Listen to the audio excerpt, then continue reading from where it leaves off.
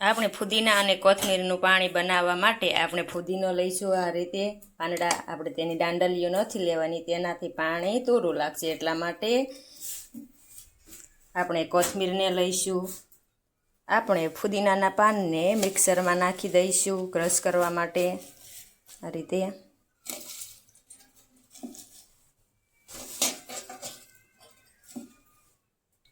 આપણે તેમાં કોથમીર નાખીશું મેં અહીં સુધારીને લીધી છે તમે તેને આખી પણ લઈ શકો એમ નામ આપણે તેમાં 2 લીલા મરચાં નાખીશું આપણે મીઠું 2 ચમચી નાખીશું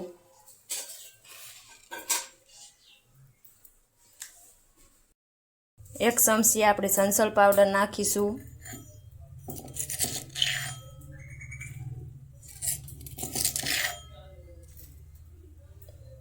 બે ચમચી આમચૂર પાવડર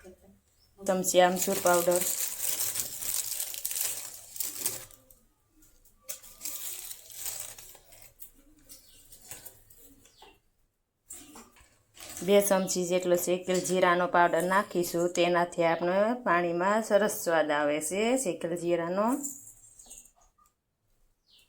2 ચમચી જેટલો વરિયાળી પાવડર નાખીશું શેકેલી વરિયાળીનો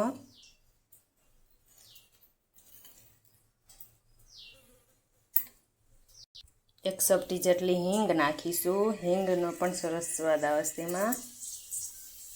આપણે 2 ચમચી જેટલી ખાંડ નાખીશું અહીં મેં મોટી ચમચી લીધી છે આપણે 2 ચમચી જેટલો આંબલીનો પલ્પ નાખીશું આ રીતે ગરમ પાણીમાં તેને તમારે પલાળી લેવાનું પછી તેને સોળીને આ રીતે થઈ જશે તેના રૂસડાને તે કાઢી લેવાનું આંબલીના પલ્પથી તેમાં થોડીક ખટાશ આવશે એટલે પાણી ખટ્ટું મીઠું લાગે એટલા માટે આપણે તેમાં 2 ચમચી જેટલો લીંબુનો રસ નાખીશું અને અડધો કપ જેટલું પાણી નાખીશું તેમાં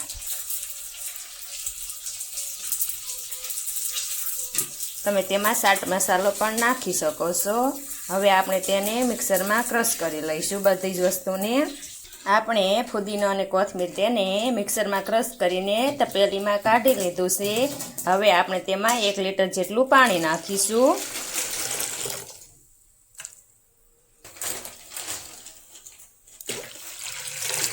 આ રીતે આપણે 1 લીટર જેટલું પાણી નાખીને તેને ફ્રીઝરમાં ઠંડુ થવા માટે મૂકી દેવાનું છે પાણી આપણું ફ્રીજમાં ઠંડુ થઈ જાય એટલે પછી આપણે તેને ગાળી લઈશું અને આપણું ફુદીના અને કોથમીરનું પાણી તૈયાર થઈ જશે બનીને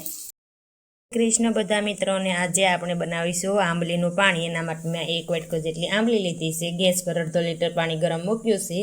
હવે હું તેમાં નાખી દઈશ તેને આ રીતે ગેસ પર પાણી ગરમ થઈ જાય એટલે આપણે તેને આંબલી નાખી દઈશું આ રીતે સરસ આપણે આંબલી ઉકળી જાય એટલે આપણે ગેસને બંધ કરી દઈશું અને તેને થોડીક વાર માટે ઠરવા દઈશું આપણે આંબલીનું પાણી બનાવવા માટે આપણે પહેલેથી જ ગરમ પાણીમાં તેને પલાળીને તેનો બધો જલ કાઢી લીધો હતો જે તેના કાતરાના બી અને સુંદરને રૂસડાની હોય તે હવે આપણે તેમાં 1/2 લીટર જેટલું પાણી નાખીશું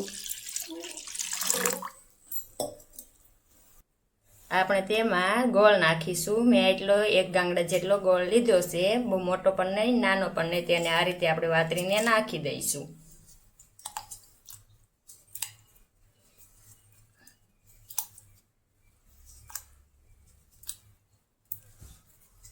આપણે તેમાં 1 ચમચી જેટલું લાલ મરચું નાખીશું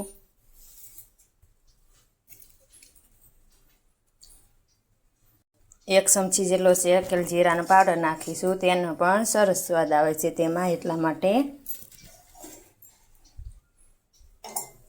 મીઠું આપણે તેમાં સ્વાદ અનુસાર નાખીશું હું અત્યારે 1/2 ચમચી જેટલું નાખી રહી છું પછી નાખી દઈશ સ્વાદ અનુસાર તમે તમારા સ્વાદ મુજબ નાખી શકો છો આપણે હવે તેને ગેસ પર મૂકી દઈશું અને તે અડધું ન થઈ જાય ત્યાં સુધી તેને ગેસ પર રાખવાનું મીડિયમ ગેસ પર આપણે તેને સારી રીતે હલાવીને મિક્સ કરી લઈશું એટલે ગોળને તે ઓગળી જાય અને બધા જ મસાલા મિક્સ થઈ જાય આપણે તેને આ રીતે હલાવી લઈશું